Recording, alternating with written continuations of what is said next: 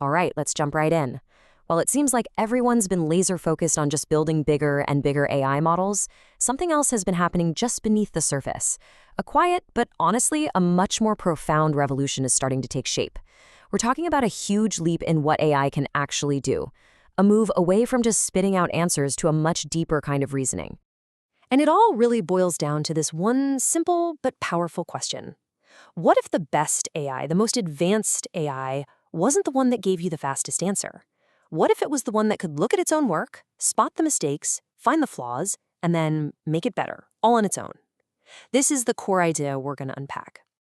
And this is what people are starting to call the AI quality revolution. See, this isn't about making AI faster anymore, it's about making it genuinely smarter. We're talking about a fundamental change in how these systems even arrive at a final answer. We're moving away from that single brute force generation to something way more refined and, frankly, a whole lot more intelligent. And look, this isn't some pie-in-the-sky prediction for 10 years from now. No, this is happening as we speak. There are three major shifts from the big players you know, Anthropic, Microsoft, NVIDIA, and they're all converging to create this brand new reality for AI.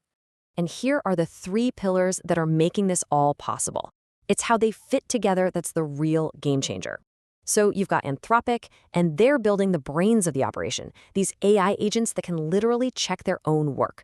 Then you have Microsoft, who's taking that power and embedding it everywhere, right into the tools you and I use every single day. And holding it all together, you've got NVIDIA, completely redesigning the hardware to make this new, complex way of thinking not just possible, but fast and efficient. So, what's the big takeaway here? Well, it leads us to the new number one rule of high-quality AI: iterate. The goal isn't to get it perfect on the first shot anymore. The goal is to build systems that are literally designed from the ground up for continuous automated improvement. And this slide just lays it out so perfectly. The old way was a straight line, right? The AI generated something, and bam, it delivered it. One and done.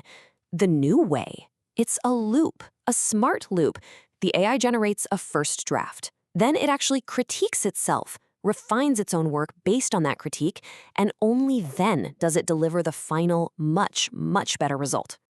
So this critique loop, you can think of it as the engine that's driving this entire revolution. It's this automated cycle where the AI is constantly evaluating and refining its own work. And when you build this loop directly into the AI, what do you get? You get higher quality, you drastically cut down on errors, and you end up with tools that are just way more robust and reliable. So, what does this actually look like in the real world? Well, the first major result is that AI starts to feel ambient. Because this whole critique process can happen silently in the background, AI stops feeling like a separate app you have to go and open. It just becomes this continuous, smart layer inside your documents, your emails, your spreadsheets, creating these almost invisible gains in productivity. And the second result is even bigger because it goes deep down into the hardware itself. The focus of compute power is shifting away from just raw speed. How fast can we get that first answer? Instead, companies like NVIDIA are optimizing their entire infrastructure for the efficiency of multi-step reasoning. It's about optimizing for depth of thought, not just speed. Okay, so whenever there's a huge shift like this, you have to ask the big question. Who wins? Who really has the upper hand in a world where AI can iterate and improve on its own? And the answer is fascinating because it's not just one winner. You've really got two different games being played at the same time. On one side, you have the huge institutions, big tech. They control the optimized hardware, and they can deploy these systems at an insane scale. Their advantage comes from compounding improvements over millions and millions of cycles. But then, there's the other side, the retail edge. And yeah, that's you. Your advantage is agility.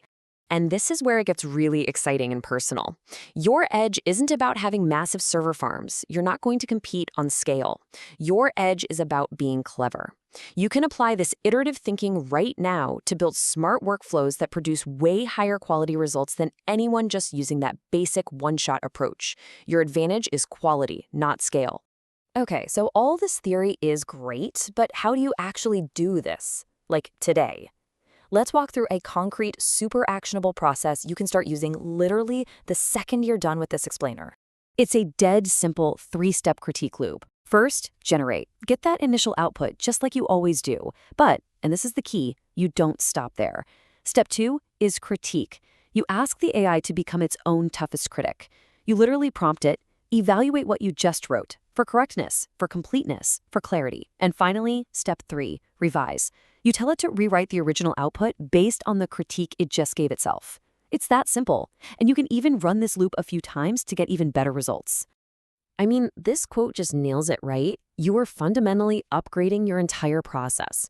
You're moving away from just accepting the AI's first guess, and instead, you're guiding it toward its absolute best possible answer. And you're doing it through this incredibly powerful process of iteration. And that leaves us with one final, really powerful thought. We are walking into an era where our tools aren't just static. They're not just responders. They're dynamic partners that can actually improve themselves. So the question is no longer just what can AI do? The question becomes, now that AI can get better all by itself, what truly difficult problems are you going to solve with it?